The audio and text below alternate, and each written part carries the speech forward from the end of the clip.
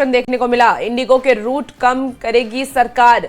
और बता दें आपको कि बतौर पेनल्टी रूट कम करेगी सरकार। तो बड़ी खबर बता रहे हैं, दूसरी एयरलाइंस को रूट दिए जाएंगे। इस वक्त की बड़ी खबर, इंडिगो पर सरकार का सख्त एक्शन और इंडिगो के रूट कम करने का फैसला सरकार की तरफ से लिया गया है। सरकार ने कहा है कि उनके रूट को कम किया जाएगा। इंडिगो पर सरकार का ये सख्त एक्शन देखने को मिला है। बतौर पेनल्टी रूट कम करेगी सरकार और दूसरे एयरलाइंस को उस रूट को दिया जाना है। तो बड़ी खबर आपको बता रहे हैं, एक बड़ा कदम सरकार की तरफ से उठाया गया है, क्योंकि इंडिगो की वजह से कई यात्रियों को बहुत ज्यादा परेशानी इन दिनों हो रही है और यात्री काफी ज्यादा गुस्से में भी है। ऐसे में सिर्फ इंडिगो की वजह से ये सारी परेशानी हो रही है। इसको लेकर के सरकार ने सख्त रुख अपनाया है। सरकार ने कहा है कि इंडिगो के रूट कम करेंगे, बतौर पेनल्टी रूट कम करेगी सरकार और दूसरे एयरलाइंस को ये रूट दिए जाएंगे। लोकसभा में लंबे समय से लंबे चुनाव सुधारों पर आज से चर्चा शुरू होने जा रही है। इस चर्चा की शुरुआत लोकसभा में नेता प्रतिपक्ष राहुल गांधी करेंगे। दरअसल विपक्ष मानसून सत्र से ही एसआईआर पर चर्चा की मांग कर रहा था, लेकिन सरकार ने तर्क दिया कि निर्वाचन आयोग एक स्वतंत्र और संवैधानिक संस्था है, इसलिए उसने व्यापक चुनाव सुधारों पर ही चर्चा कराने का प्रस्ताव रखा। चर्चा में सरकार की तरफ से केंद्रीय मंत्री अर्जुन सिंह मेघवाल, संजय जायसवाल, निशिकांत दुबे, पीपी चौधरी जवाब देंगे। तो विपक्ष की ओर से राहुल गांधी के अलावा अखिलेश यादव और केसी वेणुगोपाल भी बोलेंगे।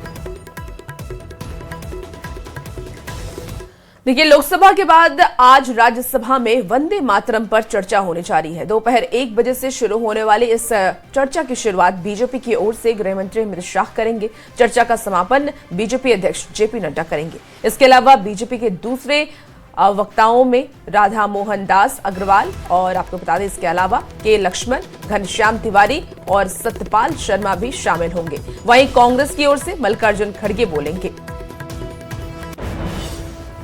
बड़ी खबर आपको बता रहे हैं, जहां राज्यसभा में आज वंदे मातरम पर चर्चा होने जा रही है। दोपहर 1 बजे से शुरू होने वाली इस चर्चा की शुरुआत बीजेपी की ओर से की जानी है और बीजेपी की ओर से गृह मंत्री अमित शाह सबसे पहले बोलने वाले हैं। चर्चा का समापन बीजेपी के राष्ट्रीय अध्यक्ष जेपी नड्डा करेंगे। इसके अलावा बीजेपी के दूसरे नेताओं को भी बोलने का मौका दिया जाएगा, जिसमें कि राधा मोहन दास अग्रवाल, इसके साथ ही के लक्ष्मण, घनश्याम तिवारी और सत्यपाल शर्मा शामिल होंगे। अगर हम कांग्रेस की बात कर लें तो कांग्रेस की तरफ से मल्लिकार्जुन खड़गे बोलेंगे। तो आज का दिन बहुत ही खास है। देखिए, गृह मंत्री अमित शाह की तरफ से वंदे मातरम पर भाषण दिया जाना है, उसको लेकर के सबसे पहले वो बोलने वाले हैं। 1 बजे का समय रखा गया है और लोकसभा में वंदे मातरम की 150वीं वर्षगांठ पर विशेष चर्चा पर पीएम मोदी ने गीत की सांस्कृतिक धरोहर, आजादी के आंदोलन में उसकी प्रेरक शक्ति का जिक्र किया। पीएम ने कहा कि कांग्रेस ने वंदे मातरम के टुकड़े किए, ये उसका तुष्टीकरण की राजनीति को साधने का तरीका था। इस मौके पर पीएम मोदी ने पूर्व पीएम जवाहरलाल नेहरू और जिन्ना का भी जिक्र किया। ये रिपोर्ट आपको दिखाते हैं।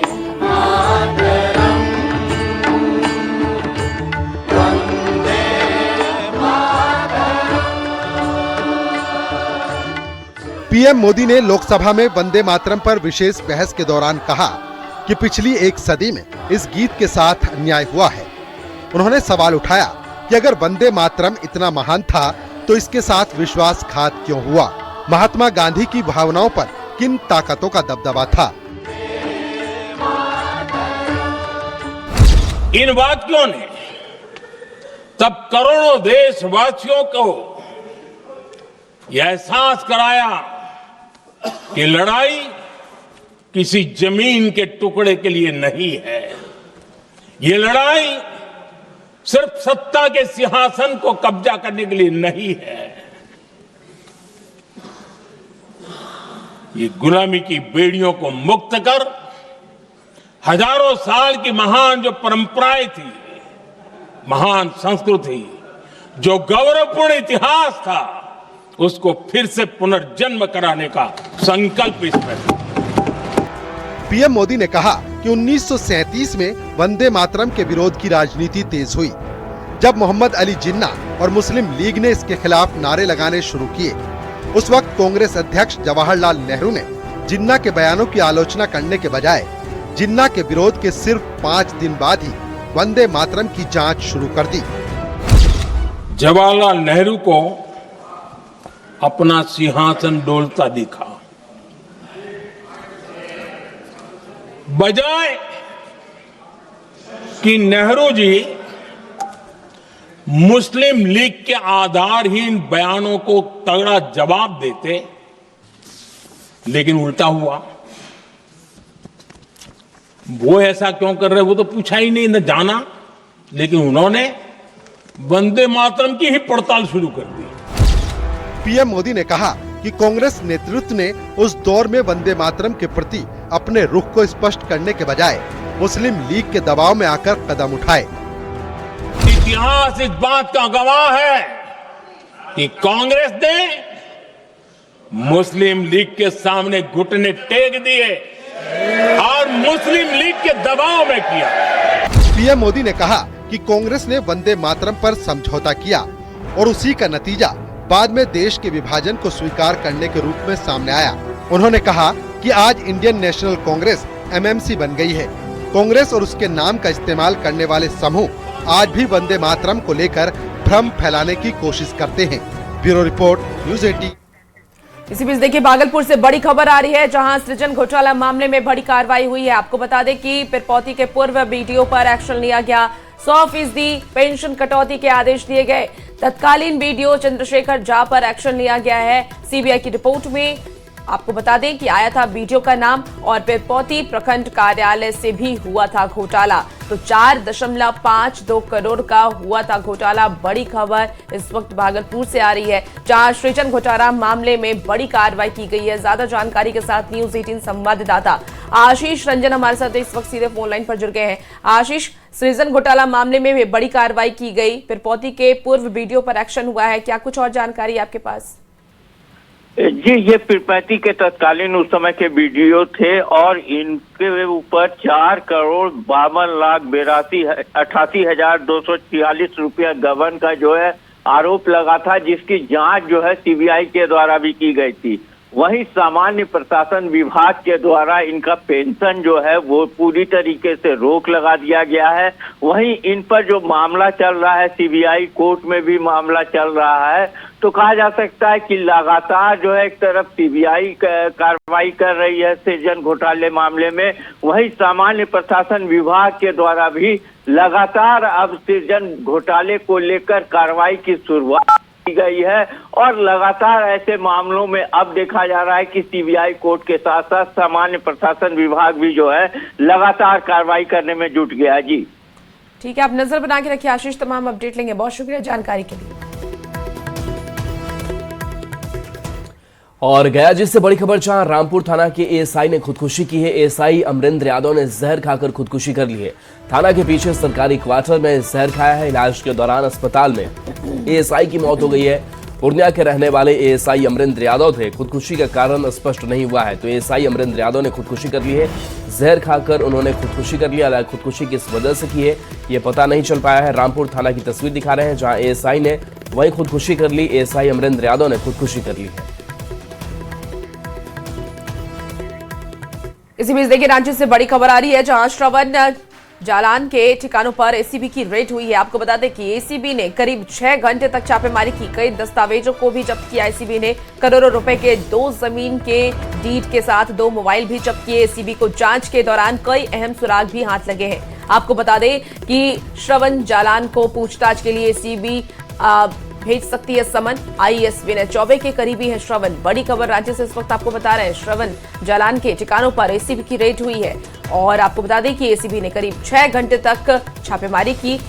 कई दस्तावेज भी एसीबी के हाथ लगे हैं। करोड़ों रुपए के 2 जमीन के डीड के साथ 2 मोबाइल भी एसीबी ने जब्त किया है। रांची से एक और बड़ी खबर, जहां आईएएस अमित कुमार को फिर समन दिया गया है। सुबह 11 बजे पूछताछ के लिए बुलाया गया है। एसीबी फिर सवाल जवाब करेगी। पहले भी पूछताछ अमित कुमार से हो चुकी है। मामले में कुछ नए फैक्ट आने की वजह से फिर से बुलाया गया है। समन जारी किया गया है। पूछताछ के लिए एसीबी दफ्तर बुलाया गया है, जहां उनसे पूछताछ होगी, सवाल पूछे जाएंगे।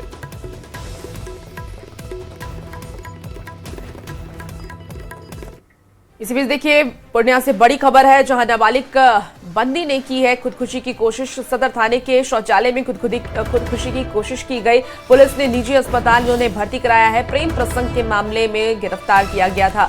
बड़ी खबर बता रहे हैं, जहां नाबालिग खुदकुशी करने की कोशिश की और पूर्णिया से ये बड़ी खबर सामने आ रही है। शौचालय में खुदकुशी करने की कोशिश की गई है। पुलिस ने निजी अस्पताल में हालांकि उसे भर्ती करा दिया। प्रेम प्रसंग के मामले में पहले ही गिरफ्तार किया जा चुका था। और बड़ी खबर शेखपुरा से, जहां मिशन थाना के एक दारोगा पर गंभीर आरोप लगा है। आरोपी की दारोगा रवि रोशन ने एक साइबर अपराधी के आरोपी रौनक कुमार को पकड़ने के बाद उससे थाना लाने के बजाय एक निजी आवास में रखा और छोड़ने के नाम पर उससे 3 लाख रुपए की मांग की गई। आरोपी के परिजन ने जब रौनक की खोजबीन शुरू की तो थानेदार ने पूरे मामले से अनभिज्ञता जताई। जिसके बाद आरोपी के रिश्तेदारों ने रौनक का मोबाइल लोकेशन निकाला तो एक निजी आवास का पता चला, जो उसी दारोगा का घर था। हैरानी की बात है कि इस पूरी घटना से पहले दारोगा रवि रोशन ने छुट्टी का आवेदन दे रखा था। हालांकि पुलिस की जांच में युवक के अपहरण की पुष्टि नहीं हुई है, फिर भी दूसरी कई वजहों को लेकर दारोगा रवि रोशन को निलंबित किया गया है। हम लोग अन्य सभी बिंदुओं पर छानबीन कर रहे हैं। रवि रोशन कुमार का पूर्व का अनुसंधान में लापरवाही और 1-2 मामले ऐसे थे जिसमें विधि व्यवस्था की समस्या उत्पन्न हो रही थी। इस संदर्भ में उनको कल रात में ही निलंबित कर दिया गया है। आगे हम लोग उनके अन्य सभी मामलों की भी छानबीन कर रहे हैं और इस मामले में भी, क्योंकि हालांकि विक्टिम खुद इस बात से इनकार कर रहे हैं, लेकिन फिर भी हम लोग इस चीज़ के तह तक जाएंगे और इसकी इंक्वायरी करेंगे कि पूरा मामला है क्या कारण रहा। अब ये इनके द्वारा बताया जा रहा है कि कुछ लड़कों की तरह उठाया गया और इनके साथ फिर पैसे की बात की, फिर इनको लेकिन छोड़ दिया गया। जैसे ये बता रहे हैं, कोई पैसे की लेन देन की बात नहीं हुई है। ये सुरक्षित अपने माँ बाप के साथ है। तो भागलपुर के तिलका मांझी विश्वविद्यालय के पीजी और हॉस्टल में अवैध रूप से चल रहे छात्रों पर प्रशासन ने सख्त रुख अपनाया है। आपको बता दें कि विश्वविद्यालय प्रशासन ने कई बार जिला प्रशासन को पत्र भेज करके हॉस्टल खाली कराने की मांग की थी और इसी के मद्देनजर जिला प्रशासन की टीम ने विश्वविद्यालय परिसर में बड़ी कार्रवाई की। सदर अनुमंडल पदाधिकारी, डीएसपी सहित कई अधिकारी विश्वविद्यालय के अलग अलग हॉस्टलों में पहुंचे और माइकिंग कर छात्रों को अंतिम चेतावनी देते हुए कहा कि जिन छात्रों के पास हॉस्टल में रहने की वैध अनुमति नहीं है वो कल तक हर हाल में हॉस्टल खाली कर दे, नहीं तो सख्त कार्रवाई की जाएगी। इसको आखिरी चेतावनी मानते हुए शाम तक पूरा ये जो प्रेमिसेस है वो खाली कर देंगे और कल जो है इसमें यदि किसी प्रकार से कहीं से भी कोई अवरोध किया जाता है तो आपको चिन्हित करते हुए जो कानून के अंतर्गत जो कार्रवाई है वो कड़ाई से और स्पष्ट रूप से की जाएगी। खबर चाईबासा से है, जहां पीएम श्री स्कूलों में करीब 2 करोड़ रुपए की सामग्री खरीद और भुगतान में गड़बड़ी का बड़ा मामला सामने आया है। जांच रिपोर्ट में 20 में से 18 स्कूलों में इससे में वित्तीय अनियमितता पाई गई है। जिला प्रशासन ने अब दोषी अधिकारियों पर सख्त कार्रवाई की अनुशंसा की है। इस मामले में जिन अधिकारियों पर कार्रवाई की तलवार लटक रही है उसमें प्रधानाध्यापक, प्रबंधन समिति सदस्य, पीएम श्री जिला समन्वयक, लेखा पदाधिकारी और डीईओ शामिल है। तो देखिए चाईबासा से ये बड़ी खबर, जहां इस पूरे मामले को लेकर के जांच अब तेज हो चली है। पीएम श्री स्कूलों में 2 करोड़ की गड़बड़ी का मामला यहां पर सामने आया है और बताया जा रहा है कि जो खरीद की गई, जो पेमेंट किया गया उसमें बड़ा अंतर है। 20 में से 18 स्कूल ऐसे जहां पर अनियमितता सामने आई है। डीओ सहित कई अधिकारी अब जांच के घेरे में है कि क्या इनकी पूरी एक मिलीभगत थी और शिक्षा विभाग ने इस पूरे मामले को लेकर के जांच के आदेश दे दिए हैं। पश्चिम सिंहभूम चाईबासा जिला के 20 पीएम श्री विद्यालयों में से 18 विद्यालयों में कुल 2 करोड़ राशि के खर्च में भारी अनियमितता पाई गई है। इस मामले में शिकायत पाए जाने पर जिला के डीसी द्वारा 3 सदस्यों की एक कमेटी बनाई गई थी और उस कमेटी ने जैसे सामानों की खरीद और अन्य मद में जो भी खर्च हुए हैं उसमें भारी गड़बड़ी पाई है और इस मामले में जिले के जिला शिक्षा पदाधिकारी, डीओ और अन्य कई पदाधिकारियों के सम्मिलित होने की बात सामने आई है और इसको लेकर कार्रवाई के लिए जिले के डीसी द्वारा राज्य मुख्यालय को, संबंधित विभाग को पत्र भेजा गया है कि जो भी इस मामले में दोषी है, वित्तीय अनियमितता के मामले में जो गड़बड़ी पाई गई है उसके लिए जो भी दोषी डीओ के अलावा और भी डीओ के साथ साथ जो भी दोषी पदाधिकारी हैं उनके खिलाफ आरोप गठित करने और आगे की कार्रवाई करने के बारे में डीसी ने पत्र लिखा है। अब देखना यह है कि आगे इस मामले में डीओ और अन्य पदाधिकारियों के खिलाफ में क्या कार्रवाई होती है। रुपेश प्रधान, न्यूज 18, चाईबासा। इसी बीच देखिए चाईबासा से बड़ी खबर आ रही है, जहां नेपाल में फंसे चाईबासा के 9 नाबालिग बच्चे, 2 बच्चे भाग करके चाईबासा पहुंचे हैं और तब ये खुलासा हुआ 11 बच्चों को उच्च शिक्षा और बेहतर भविष्य बनाने के लिए नेपाल भेजा गया था। नेपाल में बच्चों का सर मुंडवाकर धर्म परिवर्तन कराने की कोशिश की गई। 2 बच्चे भाग करके अपने गांव वापस लौट आए।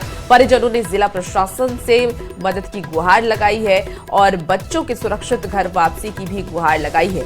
बड़ी खबर आपको बता रहे हैं चाईबासा से, जहां नेपाल में फंसे चाईबासा के 9 नाबालिग बच्चे, 2 बच्चों ने भागकर वो देखिए वापस चाईबासा पहुंच गए और तब इस पूरे मामले का खुलासा हो पाया। 11 बच्चों को उच्च शिक्षा और बेहतर भविष्य बनाने की कवायद करते हुए उन्हें नेपाल भेजा गया था और वहां पर धर्म परिवर्तन कराने की कोशिश की गई, जिसके बाद 2 बच्चे वहां से भाग कर भी वापस चाईबासा आ गए। खबर समस्तीपुर से है, जहां समस्तीपुर के दूधपुरा में मंगलगढ़ कोठी के 13 एकड़ अतिक्रमित जमीन को हाईकोर्ट के निर्देश पर खाली कराए जाने के बाद वहां से विस्थापित हुए लोग आज समस्तीपुर समाहरणालय पहुंचे। लोगों ने जबरदस्ती समाहरणालय परिसर में प्रवेश कर अपना डेरा जमा दिया। ये लोग अपने पुनर्वास की मांग कर रहे हैं। लोगों का कहना है कि वे पिछले 33 साल से वहां घर पर बनाकर रह रहे थे और अचानक उन्हें वहां से हटा दिया गया। उनके घर को जला दिया गया। लोगों से किसी भी अधिकारी की मुलाकात नहीं हो पाई। गिरा दिया बस सबको, जो बोला महिला उसको कपार फोड़ दिया, किसी को सबके घर में आग लगा दिया, कोई घर को तोड़ दिया, किसी को आग लगा दिया, बहुत घर सारे आग लगा दिया, कितना बकरी को जला दिया, मुर्गा इन लोग को मुर्गा था बकरी था खोल के ले गया। कितने घर थे आप लोग? हम उसमें हम लोग अभी तक में है 5-6 से घर है, जिसमें 4 से घर को बेघर कर दिया, उजाड़ दिया, जला दिया। कहाँ से आप लोग आए हैं? क्या पूरा सुंदरिया नगर समस्या यही, हम लोग का घर उजाड़ दिया। हाँ, यहाँ सरकार की जमीन में हम लोग गरीब आदमी आज 35 साल से हम रहते हैं और ये लोग जनता प्रसाद के लड़का प्रकाश केसरी ने इन लोगों को पैसा देकर खरीद करके हम लोगों को जाकर के घर उजाड़ दिया। चलिए रुक करते हैं अगली खबर की ओर, जहां लॉन नगरी जमशेदपुर में टाटा जियोलॉजिकल पार्क में 10 काले हिरन की मौत हो गई है और इस घटना के बाद जू प्रबंधन अलर्ट हो गया। जानकारी के मुताबिक बैक्टीरियल इन्फेक्शन के कारण यह घटना घटी है। अब जांच रिपोर्ट आने के बाद ही स्पष्ट हो पाएगा कि मौत का वास्तविक कारण आखिर है क्या। ये रिपोर्ट आपको दिखाते हैं। जमशेदपुर के बिष्टुपुर स्थित जुबली पार्क के टाटा स्टील जूलॉजिकल पार्क में 1 दिसंबर से 7 दिसंबर तक संक्रमण से 10 ब्लैक बक हिरण की मौत हो गई, जिससे पूरा जू प्रबंधन अलर्ट मोड पर है। टाटा जू में 18 ब्लैक बक हिरण थे, जिसमें 10 की मौत हो गई। वहीं 5 ब्लैक बक हिरण को क्वारंटीन किया गया है और 3 ब्लैक बक हिरण बाड़े में रखे गए हैं, जिससे यहाँ आए सैलानी काफी मायूस दिख रहे हैं। जू घूमने आए थे और पता चला है कि यहाँ पर 8-10 जो ब्लैक बग है उनकी डेथ हो गई है और जैसे कि आप देख सकते हैं कि कैपेटिविटी में बहुत कम हो गया, खाली खाली सा लग रहा है काफ़ी और ये एक मायूसी का माहौल है क्योंकि आप देख रहे हैं इतना इन लोग केयर कर रहे हैं फिर भी डेथ हो जा रही है, जो कि टाटा स्टील को और ध्यान देना चाहिए। दुख की बात है, लेकिन नेक्स्ट समय मैं यही आशा करूंगी कि अच्छे से जानवर का देखभाल हो ताकि इस बच्चे जो भी है, छोटे बच्चे हो चाहे बड़े जानवर हो, अच्छे से रहे।